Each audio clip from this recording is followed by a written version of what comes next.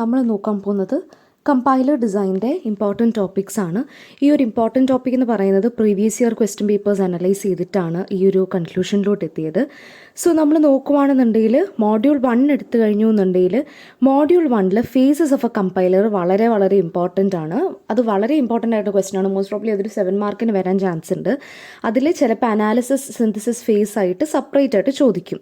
പിന്നെ നമുക്ക് 3 മാർക്കിന് എക്സ്പെക്ട് ചെയ്യുന്നതാണ് ടോക്കൺസ്, ലെക്സീംസ്, പാറ്റേൺസ്, ഇതൊക്കെ അവർ ചോദിക്കുമായിരിക്കും. എന്നിട്ട് അല്ലാന്നുണ്ടെങ്കിൽ മേ ബി ഒരു 2 മാർക്കിനോ അങ്ങനെയൊക്കെ ചോദിക്കും. ആൻഡ് ഇത് എക്സാമ്പിൾ വെച്ചിട്ട് നിങ്ങൾ ഇലിസ്ട്രേറ്റ് ചെയ്യുവാണെങ്കിൽ നല്ലതായിരിക്കും. കമ്പൈലർ കൺസ്ട്രക്ഷൻ ടൂൾ ചോദിക്കുന്നതാണ്. ലെക്സിക്കൽ അനലൈസർ എന്താണെന്നുള്ളത് ചോദിക്കുന്നതാണ്. പിന്നെ ട്രാൻസിഷൻ ഡയഗ്രാം റിലേറ്റഡ് ഒരു ക്വസ്റ്റ്യൻ കണ്ടിട്ടുണ്ട്. അതായത് ഇതിൻ്റേതായിട്ടുള്ള ഇപ്പോൾ ഒരു ക്വസ്റ്റ്യൻ തന്നിട്ട് അതിനായിട്ടുള്ള ട്രാൻസിഷൻ ഡയഗ്രാം വരയ്ക്കുക എന്നുള്ള ഒരു ക്വസ്റ്റ്യൻ കണ്ടിട്ടുണ്ട്. റെഗുലർ ഡെഫിനിഷൻസ് ചോദിച്ചിട്ടുണ്ട്. പിന്നെ നമ്മൾ വേറൊരു സംഭവം കൂടെ പഠിച്ചായിരുന്നു, ഇൻപുട്ട് ബഫറിങ്. ഇപ്പോൾ input buffering related questions, sentinels എന്താണെന്നുള്ള ക്വസ്റ്റ്യൻ ഉണ്ടായിട്ടുണ്ട്. പിന്നെ മോഡ്യൂൾ 1 കണ്ടുവരുന്നൊരു കോമൺ ക്വസ്റ്റ്യൻ എന്ന് പറയുന്നത് ബൂട്ട് സ്ട്രാപ്പിംഗ് എക്സ്പ്ലെയിൻ ചെയ്യുക എന്നുള്ളതാണ്. മോഡ്യൂൾ 2 നമുക്ക് ഉറപ്പായിട്ടും ചോദിക്കുന്ന ക്വസ്റ്റ്യൻസ് എന്ന് പറയുന്നത് ആംബിഗ്വിറ്റി എന്താണ്, ആംബിഗ്വിറ്റി എക്സ്പ്ലെയിൻ ചെയ്യുക, അതിനെ എലിമിനേറ്റ് എങ്ങനെയാണ്. ഇപ്പോൾ ഒരു ഗ്രാമർ തന്നിട്ട് ഇത് ആംബിഗ്യസ് ആണോ എന്ന് കണ്ടുപിടിക്കുകയാണെന്നുണ്ടെങ്കിൽ ആ ഒരു ആംബിഗ്വിറ്റീനെ നമ്മൾ എലിമിനേറ്റ് ചെയ്യണം. പിന്നെ ലെഫ്റ്റ് റിക്കേഷൻ ഉണ്ടെങ്കിൽ അത് ഐഡൻറ്റിഫൈ ചെയ്യണം, അതിനെ റിമൂവ് ചെയ്യണം. ലെഫ്റ്റ് ഫാക്ടറിങ് പെർഫോം ചെയ്യാനായിട്ടാണ്. പിന്നെ റിക്കേഴ്സീവ് ഡിസെൻറ്റ് പാഴ്സിങ്, അത് യൂഷ്വലി എക്സ്പ്ലെയിൻ ചെയ്യാനായിട്ട് ചോദിക്കും. അപ്പം എക്സാമ്പിളൊക്കെ വെച്ചിട്ട് എക്സ്പ്ലെയിൻ ചെയ്യാനായിട്ട് നിങ്ങൾ അറിഞ്ഞിരിക്കണം. അതുപോലെ തന്നെ മോഡ്യൂൾ 2 വരുന്ന കുറച്ച് ക്വസ്റ്റ്യൻസ് ആണ് non recursive predictive parsing algorithm, leftmost rightmost derivation ഒക്കെ ചോദിച്ചിട്ടുള്ളതാണ്. എന്നാൽ ambiguity, left recursive descent parsing ഒരു കാരണവശാലും നിങ്ങൾ മോഡ്യൂൾ 2 സ്കിപ്പ് ചെയ്യരുത്. മോഡ്യൂൾ 3 വരുമ്പോൾ നമ്മൾക്ക് ചോദിക്കുന്ന ക്വസ്റ്റ്യൻ എന്ന് പറയുന്നത് ഉറപ്പായിട്ടും പാഴ്സിംഗ് ടേബിൾ റിലേറ്റഡ് ഒരു ക്വസ്റ്റ്യൻ കാണും. ഐറ്റംസ് ഒന്നെങ്കിൽ L0, L1 ഐറ്റംസിനെ ഐഡൻറ്റിഫൈ ചെയ്യണം, കനോണിക്കൽ ഐറ്റംസിനെ ഐഡൻറ്റിഫൈ ചെയ്യണം, അല്ലെങ്കിൽ പാഴ്സിംഗ് ടേബിൾ വരയ്ക്കണം. അപ്പം പാഴ്സിംഗ് ടേബിൾ യൂഷ്വലി ചോദിച്ചിട്ടുള്ളത് LALR ചോദിച്ചിട്ടുണ്ട്, എനിക്കൊന്ന് CLR ഒക്കെ ചോദിച്ചിട്ടുണ്ട്. അപ്പം നിങ്ങൾ ഉറപ്പായിട്ടും പാഴ്സിംഗ് ടേബിൾ എങ്ങനെയാണ് വരയ്ക്കേണ്ടത് എന്നുള്ളത് പഠിക്കണം. പിന്നെ പാഴ്സിംഗ് ടേബിൾ വരെ എത്തിയില്ല എന്നുണ്ടെങ്കിൽ നിങ്ങൾക്ക് സ്റ്റെപ്പ് ബൈ സ്റ്റെപ്പ് എടുപ്പോൾ ഡയഗ്രംസ് മാത്രം നിങ്ങൾക്ക് വരയ്ക്കാൻ പറ്റുള്ളൂ എന്നുണ്ടെങ്കിലും സാരമില്ല.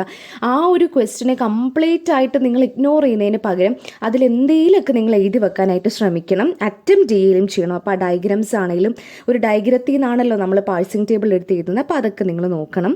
പിന്നെ ഫസ്റ്റ് ആൻഡ് ഫോളോ നിങ്ങൾ അറിഞ്ഞിരിക്കണം.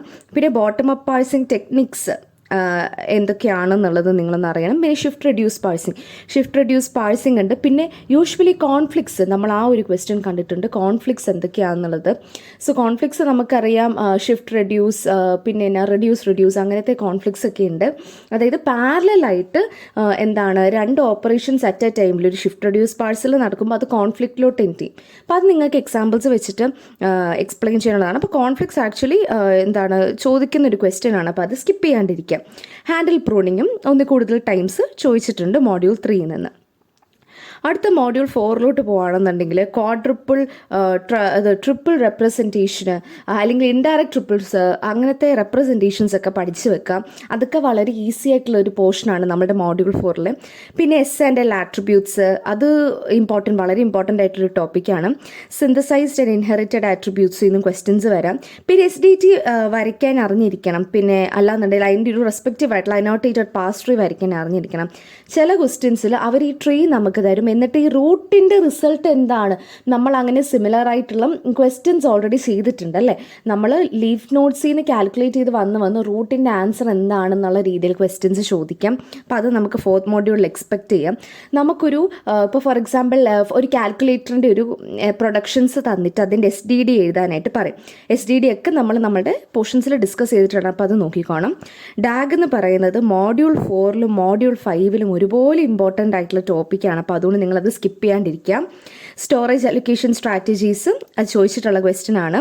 അപ്പോൾ സ്റ്റോറേജ് അലൊക്കേഷനകത്ത് കൂടുതലും ചോദിച്ചിട്ടുള്ളത് എന്താണെന്ന് വെച്ചാൽ സ്റ്റാറ്റിക് അലൊക്കേഷൻ, ഹീപ്പ് അലൊക്കേഷൻ, അല്ലെങ്കിൽ സ്റ്റാറ്റിക് ആൻഡ് ഡൈനാമിക് അലൊക്കേഷൻസ് തമ്മിലുള്ള ഡിഫറൻസ്, അല്ലെങ്കിൽ അതൊക്കെ എന്താണ്, അങ്ങനെ ഡിവിഷനായിട്ട് ചോദിക്കും. ചിലപ്പോൾ ഒറ്റ ടേമിൽ സ്റ്റോറേജ് അലൊക്കേഷൻ സ്ട്രാറ്റജി എന്ന് ചോദിക്കാണ്ട് സ്റ്റാറ്റിക് ആൻഡ് ഡൈനാമിക് എന്നുള്ള രീതിയിലും ക്വസ്റ്റ്യൻസ് വരാം. Bottom up evaluation of S attribute ഡെഫിനിഷനും ഒരു റഷ്യൻ ക്വസ്റ്റ്യൻ വന്നിട്ടുള്ളതാണ്. പിന്നെ ആക്ടിവേഷൻ റെക്കോർഡ് എങ്ങനെയാണ് എന്നൊക്കെ നിങ്ങൾ അറിഞ്ഞിരിക്കണം. മോഡ്യൂൾ 5 വരുമ്പോഴത്തേനും ഫംഗ്ഷൻ പ്രിസർവിങ് ട്രാൻസ്ഫോർമേഷൻ, ബേസിക്കലി ഒപ്റ്റിമൈസേഷൻ്റെ നമ്മുടെ ടെക്നിക്സ്. അപ്പം അതെന്ന് പറയുമ്പം എഗെയിൻ നമുക്ക് ലോക്കൽ ഗ്ലോബൽ ഒപ്റ്റിമൈസേഷനായിട്ട് നമുക്കവരെ ഡിവൈഡ് ചെയ്യാനായിട്ട് പറ്റും. ഇപ്പം ലൂപ്പ് ഒപ്റ്റിമൈസേഷൻ ഉണ്ട്, ഫംഗ്ഷൻ പ്രിസർവിങ് ട്രാൻസ്ഫോർമേഷൻ ഉണ്ട്. അപ്പം ഇതൊക്കെ നിങ്ങൾ എഴുതുമ്പോഴത്തേനും നിങ്ങൾ കുറച്ച് ലൈൻസിലെ കണ്ടൻറ്റ് എഴുതുന്നുള്ളൂ എന്നുണ്ടെങ്കിൽ പോലും നിങ്ങൾ അതിൻ്റെ എക്സാമ്പിൾസ് വെച്ചിട്ട് എക്സ്പ്ലെയിൻ ചെയ്യാനായിട്ട് ശ്രമിക്കുക. പീപ്പ് ഹോൾ ഒപ്റ്റിമൈസേഷൻ ചോദിച്ചിട്ടുണ്ട്.